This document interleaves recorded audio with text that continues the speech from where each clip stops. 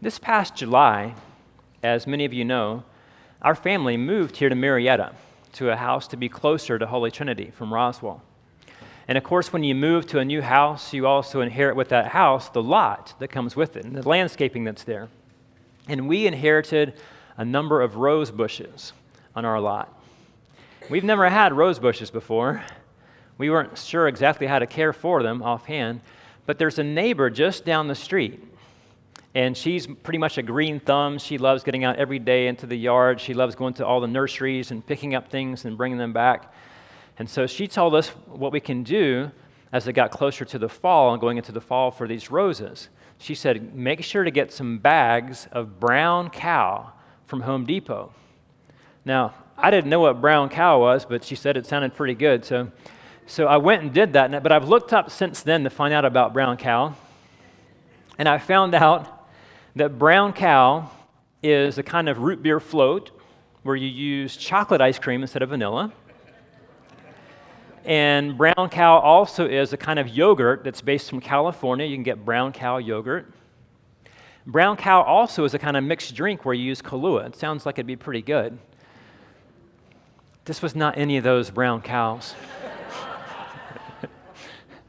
So after I buy the bags of brown cow, after I put them in a trunk in my Subaru WRX and drive back with them, I realize I have paid money for bags of poop voluntarily and put them in my car and brought them to my home. I felt so incredibly foolish. But I hear it really works. And so, yes, went ahead and spread the brown cow around those roses. But I think this is how God works as well, too. Something like that can seem just like smelly waste that you wouldn't even want to get near is the very thing that God can transform and use to create new growth and new life and to create something so beautiful and so fragrant in the world. And isn't that how God works in our lives too? Creating what we think is nothing but waste, something to discard, and transforming that into new growth and new life for us. That's a little of what today's gospel lesson, I think, is about for us today, with the parable of the fig tree. Now, the fig tree story comes in 3 versions. You have Matthew and Mark and Luke. We won't find it in John, but we will find it in these 3, what's sometimes called the synoptic gospels, Matthew, Mark, and Luke. Now, in Matthew's gospel and in Mark's gospel, it's Jesus who's at the center of this story. He's actually literally going along and he's hungry, comes across a fig tree, and in both those accounts, he looks and sees that there's leaves on the tree. It's leafing, and so he goes to it to find figs and finds none. Now, in the Mark text, Jesus basically says, "May no one ever eat fruit from you." And then in the Matthew text, it's kind of even a step further. "May no fruit ever come from you," speaking to the fig tree itself. And then in Matthew's text, the fig tree even starts to go ahead and wither right then and there. But in the Luke text, it's a little bit different. In the Luke text, it's a parable that Jesus is speaking about the fig tree and about this owner of this vineyard who has had this fig tree planted and goes to the gardener. It's been 3 years now. It's been 3 years. How much fruit did it bear? Nothing. So what's he saying? Cut it down. Yeah, what good is this? It's just wasting space. Get rid of it. And what does the gardener say? Sir, let it alone for 1 more year and let me dig around it and put some manure down on it. And if it bears fruit then well and good. And if it doesn't, then you can cut it down. And isn't this God's grace for us as well? Giving us a second chance and a third chance and a fourth chance, tilling and working in us to loosen up our sometimes stubborn roots, to help us to produce fruit and yes, even adding manure to it, for this is the only story of the three that includes poop as part of it.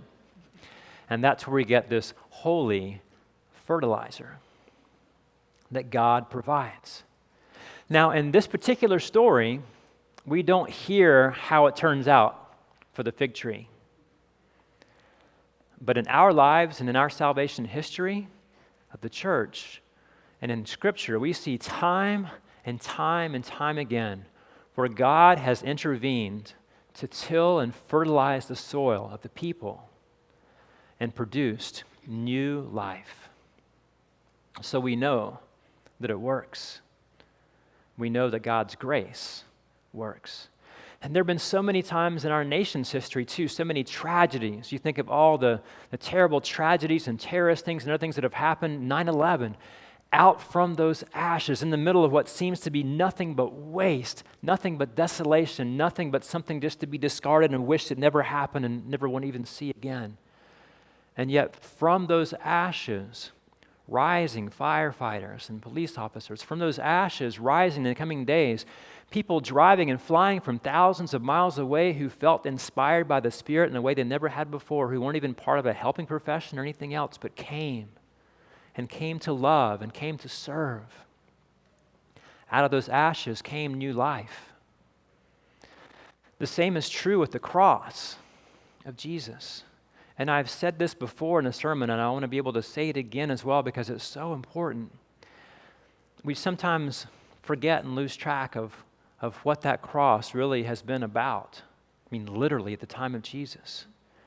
We say, and I say too, I'll look at somebody and say, oh, what a beautiful, lovely cross you have. I love your cross. It's so pretty. And that's a great thing to be able to say. And it is for us because it represents love. It represents new life. It represents resurrection. But not back then. It represented complete waste of life, putting waste of life in a humiliating way, where literally by the end of hanging on a cross, the breath is taken from you, where you could breathe no more. That was the purpose of the cross, to have such a public, humiliating display, to lay waste to this life so much in that Roman culture that no one else would dare to do the same act that person had done. That was the purpose of the cross. But Jesus took that, what was meant to be laying waste of life, and it was transformed and created into a whole new life. That Jesus was raised from the dead, and through his dying and rising, that same promise comes to you and me, to every single one of us. That out from what was meant to be a total laying waste of life, itself was transformed into a gift for life everlasting. And this happens out in the world too, this holy fertilizer and all these unexpected places where you think there's nothing but waste involved in this. There's nothing to come from this. It is only tragedy, and tragedy alone, to be forgotten, to be stuffed away, put away, and never thought of again. Like the woman who was abused for so many years as a child, and then as an adult came to a graduate school. And in my master in social work program, some of my classmates fit very well this description, and came to learn more about how to counsel, and went back out into the world with other children, other people who had gone through abuse, and were able to walk with them in ways that perhaps no one else could who hadn't been through the very same kinds of things too. And to let them know that they are more than just victims, that they are survivors, that they are loved, that they are lovable, that they are worthy, that they have value. This is holy fertilizer. And what about the addict, the heroin addict, the alcoholic, who has come all the way to rock bottom, who has laid waste to their own life and to the lives of their family, whose life now seems to be nothing left but crap? And in hitting rock bottom, they find that higher power. God and become clean. And lo and behold, start coming back to the very meetings and all where they had been before and sharing that good news to someone else who is also near or at rock bottom, to help them find that higher power, to find God, so that they also might have new life, new growth again.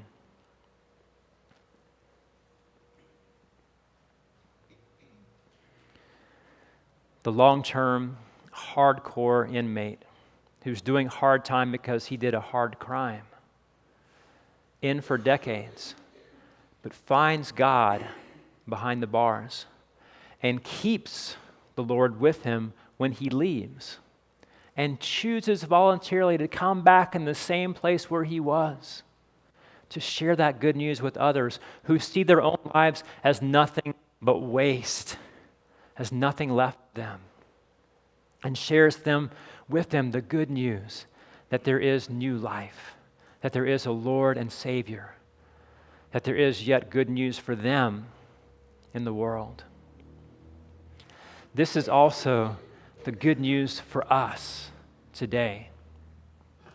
That those parts of our lives that we think are just nothing but crap, nothing but waste, the parts of our lives that stink the most, it's actually also there that God comes to us and transforms us and strengthens and nourishes us, grows in us, brings us new life. So the next time you hear the phrase, holy bleep, I'm not going to say it. Or if you might even say it and it come out, I want you to remember more than just the meaningless, empty profanity that it is, that it has always nothing to do with the actual situation. There's not any real poop in that situation. It's just a surprise or a terrible, whatever it is, it's disconnected from it anyway. So instead of just hearing the empty profanity that it is, may we also remember this phrase from today, holy fertilizer, that is true, that is connected with so much of what goes on, that God comes to us not just in our gifts, and in a little while, we'll have this consecration Sunday where we give back our gifts and the talents, the things that we've been given first by God, and it's wonderful that God works through those. But may we remember at the same time, it's not just our best, it's not just our gifts that God uses, but God also comes to us in those most shameful of places, the part of us that we wish that we could just flush away and never see again, the part of us that if anybody else knew about it, we would be so embarrassed and feel so ashamed, that part of who we are or our history that we wish we could forget. It is even in that, that God comes to transform and bring the gift of new growth and new life. That is amazing grace. Amen.